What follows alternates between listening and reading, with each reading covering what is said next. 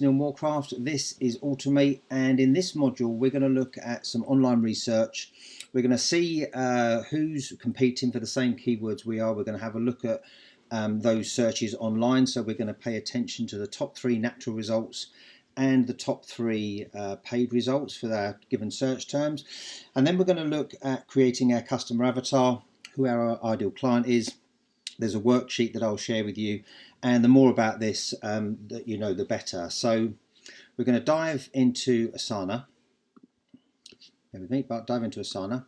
We're going to see we're on this task here, and as I say, there's notes contained in here just to give you an idea of exactly what it is we're doing.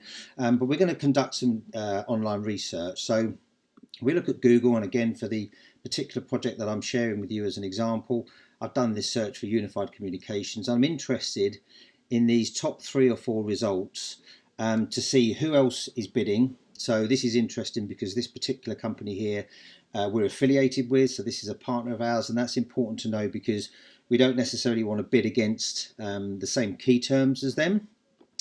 Equally, there's some new providers up here, and of course if we change this marginally, we're going to find that those search terms probably change and those results change. Televox we can see again at the top, so I know that they've probably got fairly deep pockets in this example. But there's a couple of customers in there, or a couple of competitors in there that are worthy, and some that are maybe not quite as good a fit. But what we want to do is take that information and pop it into Ubersuggest and really take a much better look at that. So I've come back into Ubersuggest. I've now signed in. You can do that with your Google account. It's still a free plan, but that allows you to set up a project within Ubersuggest. It also allows you to get access to a few more features. So I've typed in RingCentral as an example so we can see what their traffic is like.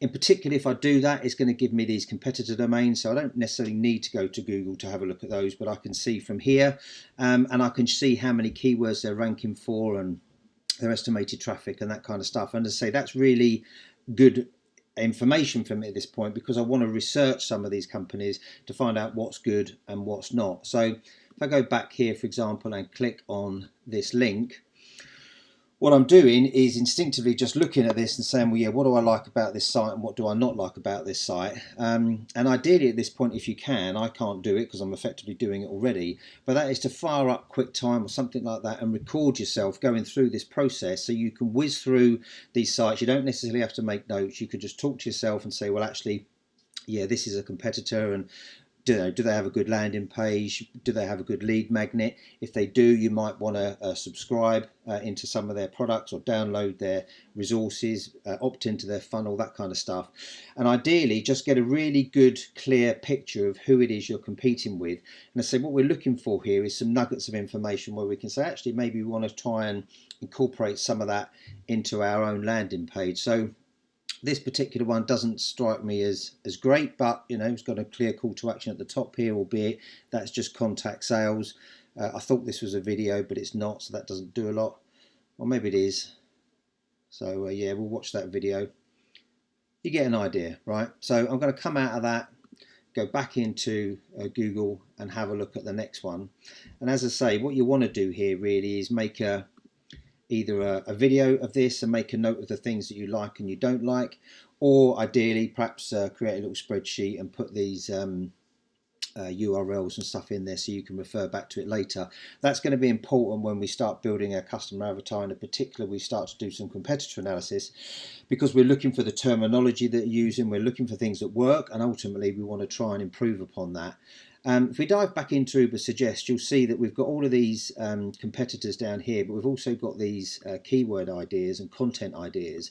Now, content ideas is really great because what we can do is have a look at one of our competitors or one of our partners, do a search, and not only is it going to give us the information that is interesting as far as organic searches and domain score and that type of thing, but if we scroll down, it's also going to give us their top pages. Now these are great obviously for content ideas because we can see here that maybe there's a couple of articles that we could effectively say, well, actually, if that's clearly getting a lot of traffic on theirs, that's a popular article, we could use that as a basis for our own article and write something better and incorporate that into our content strategy. So that's kind of the point of what we're doing. And as I say, I'm not going to continue doing this and this over and over again, but I would advise you to at least look at the top 3 natural results and also the top 3 paid results, so you can get a really good idea of who you're competing against.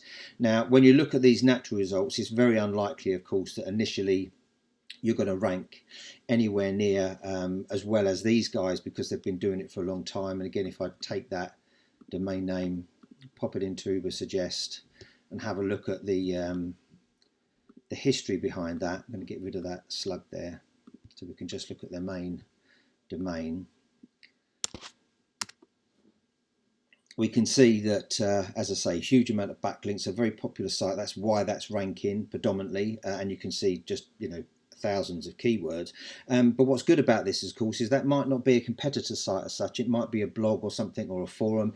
And if it is, when we move on to our content strategy later on in the program, and we create some social accounts, it may be that we go back and we start commenting on some of their posts and interacting with their content, and that will give us a backlink to our own content. So that's kind of what we're doing. We're looking for sites that not necessarily are direct competitors, but maybe some of those forums, Wikipedia are bound to find at the top there. There are ways that you can get your site listed on Wikipedia, but it's not easy.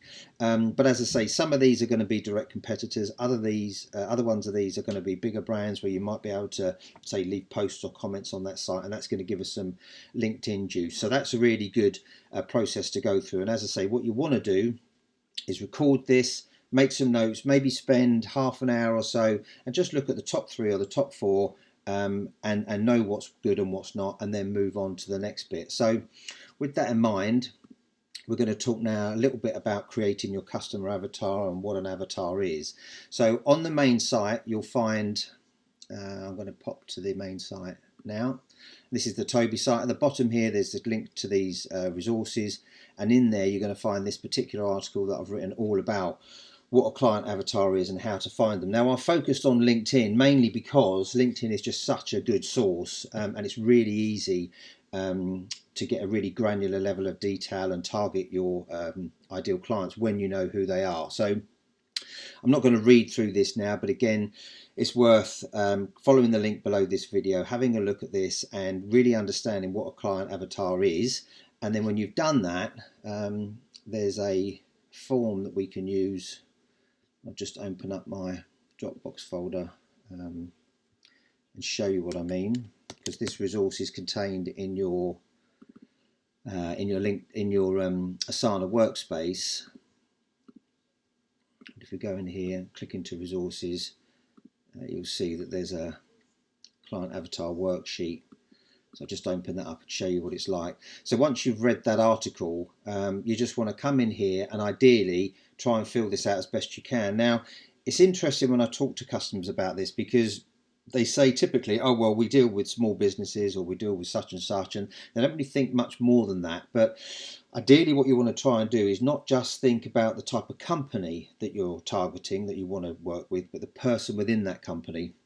And the reason we want to do that is the more we understand about that individual, the easier it is for us to start to target them on social platforms like LinkedIn, Google and Facebook, because say when we go into that part of the program, you'll see that we can really get quite granular with a level of detail in terms of what they like, what their interests are, where they live, their relationship status, that kind of stuff. So you might think that that's irrelevant, but it isn't, because you really want to get a good idea. And I ideally give the avatar a name, call him Bob or Fred or Doris or whatever it might be, and start to really get into that person, so we can start to think, what sites do they go on, what's their job title, how long have they been with the company, all that kind of stuff. So as I say, you can use this brief template just to do that, and it might be that you end up with more than one avatar, but ideally what we want to do to start with is just try and pick that perfect client, focus on that one person, really get to understand them properly, and then as I say, I'm going to show you how we can then use that data to set up some targeting and even some automated outreach, so you can do a lot of this in your sleep, and that will start to build the top of your funnel. So that's a really important process, and this might take you in itself yourself perhaps an hour or two, but it's definitely worth doing and it's time well spent. So the more you understand about your customers, the better. So let's just dive back into Chrome and have a look at this Uber Suggest thing again. So as I say, you might want to come down here and spend a bit of time in these content ideas and the top pages and even this competitor view. As I say, this is a really handy tool now for you to get an absolute good grip on who it is you're targeting and why you're targeting them. Now, when you've done that, you might think, well, this is all great, but I don't have enough time to perhaps spend on really putting together some proper competitor analysis. I'm in the same boat. I don't want to spend hours and hours doing this. So I've taken the liberty of going back into Fiverr, doing a quick search for competitor analysis, and then using the methodology that I said before, having a look at whether or not there's somebody for a reasonable amount of money that will do some of that donkey work for me. So I've actually gone off already, found this guy, looked at his basic plan, thought, you know what, yeah, he'll give me some information that I probably would be able to get myself, but it's too time consuming, and for the sake of 40 quid, it's definitely worth me doing that. So by the time I get to the next module and I start to think about how I can use that content, he would have gone away, done that work for me. And again, if you give him a really good clear brief, then that in this instance is absolutely worth spending 40 quid. So he's going to look at the price points and the terminology and the competitors and the landing pages and all that kind of stuff and give me a really good clear indication of what my customer avatar is all about. And then I've got to use that, as I say, strategically in the next module. So that's it for this module. I will see you. In fact, this is the end of no, it's not the end of week one. You've got one more module to go. But then after that, we should be in really good shape to move swiftly into week two and start to set up some other accounts where we can start to really link these things together and use them in our business. So hopefully you've enjoyed that. I'll see you in the next module.